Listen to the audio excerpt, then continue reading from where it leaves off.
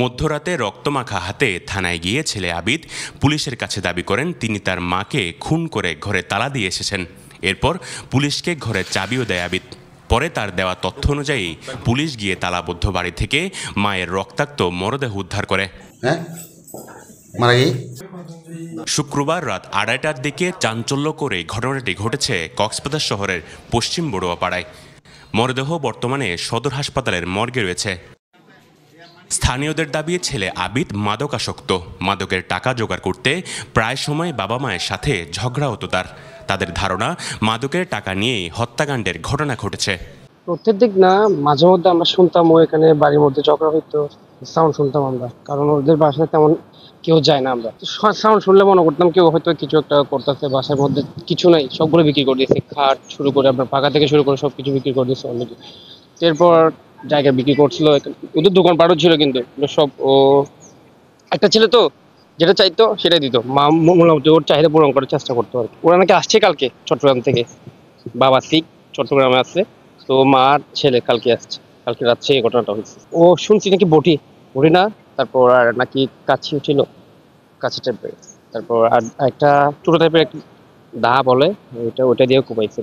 বটি দিয়ে হয়তো কুপাইছিল, ওইটা বটি তো একটু নরম টাইপের, তো এটা দিয়ে করতে পারে না, পরে আবার অন্যটা নিচে আর কি।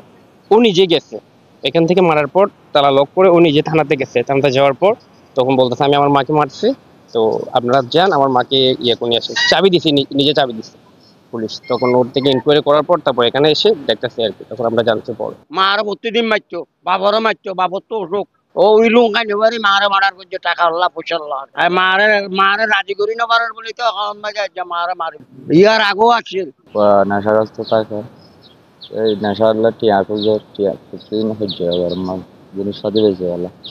আর তো সবসময় জানি দেরি না টিয়া পয়সা আল্লাহ সবসময় সহ্য দেয় মাদা। পৃথিবীর কোনো বুকে কোনো মায়ের পেটে জন্ম না নেই, এটা খুবই খুবই মারাত্মক মর্মান্তিক। এর মতন এইরকম জঘন্য ঘটনা আমার মনে হয় আমি কক্সবাজারে এরকম ঘটনা আগে কখন শুনিও নাই, দেখিও নাই। এটা কক্সবাজার সবচেয়ে ন্যাক্কারজনক একটা ঘটনা। তো আমরা এটার জন্য খুবই মানে আন্তরিক, এটা আমরা খুবই লজ্জিত।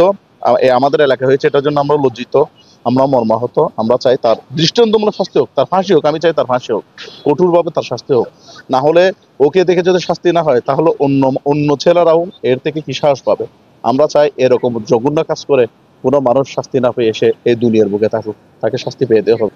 ওনার ছেলে এডিক্টেড, অনেকদিন ধরে মাকে বাবাকে নির্যাতন করতে আমরা দেখছি, আমরা জানি। নির্যাতন সহ্য করতে না পেরে উনি আর ওনার হাজবেন্ড মেয়ের বাসায় চলে গেছিল চিটাগং। ওখান থেকে কালকে হয়তো কোনো কারণে আসছে বাসায় এসে ছেলের সাথে তর্ক হওয়ার পরে ফোন করছে আর কি। মায়ের গলা, মুখ, মাথা ও হাতে কোপের আঘাত রয়েছে। মাদকের কারণে হত্যাকাণ্ড কিনা সেটি এখনও নিশ্চিত নয় জানিয়ে পুলিশ বলছে ছেলে নিজেই থানায় এসে খুনের কথা জানিয়েছে। তবে সে এক এক সময় এক এক ধরনের কথা বলছে, তাই ঘটনার প্রকৃত কারণ জানতে বিষয়টি গভীরভাবে তদন্ত করা হচ্ছে। আমার দায়িত্বরত ডিউটি অফিসার নূর হোসেন জিজ্ঞাসাবাদ করলে সে জানায় যে তার মাকে খুন করে সে আত্মসমর্পণ করতে আসছে। আমি এই জিনিসটা পুঙ্খানুপুঙ্খ বা তার সাথে যেটা কথা বলে এই সকাল থেকে যেটা মনে হচ্ছে মাদক সেবনের জিনিসটা, আমি আসলে পুরোপুরি বিশেষজ্ঞ না বলতে পারবো না। তবে ওটা মানসিক কোনো সমস্যা থাকতে পারে, তারপরে এটা বিশেষজ্ঞরা বলতে পারবে। আমরা এই নিয়ে কোনো মন্তব্য করতে পারবো না। পরবর্তীতে পরিবার আসুক, সুরত হালটা সম্পন্ন হলে ওরা এজাহার দাখিল করে, আমরা তদন্ত সাপেক্ষে তারপরে চূড়ান্ত মতামত দিতে পারবো মৃত্যুর সঠিক কারণ সম্পর্কে। ছেলে বর্তমানে পুলিশ হেফাজতে রয়েছে। পরিবারের সদস্যরা চট্টগ্রাম থেকে পৌঁছালে আইনগত ব্যবস্থা নেওয়া হবে বলে জানায় পুলিশ। News desk, বেনুয়া।